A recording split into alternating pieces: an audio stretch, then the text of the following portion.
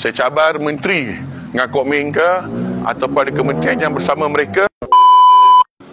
Jadi lagi satu yang paling keburukan URA ini, sebenarnya dia tak tahu apa dia nak buat.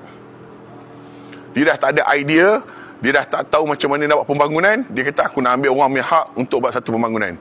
Sebab kena ingat, pembangunan dibenarkan, redevelopment tak ada, pembangunan semula tak ada. Dalam akta pengambilan tanah, pembangunan semula tidak ada. Tolong tengok betul-betul, pembangunan semula tidak ada. Dia hanya benarkan pembangunan sahaja. Kalau tak faham, pergi sekolah balik. Jadi saya cabar juga. Saya cabar menteri ngakuk Menka ataupun ada kementerian yang bersama mereka.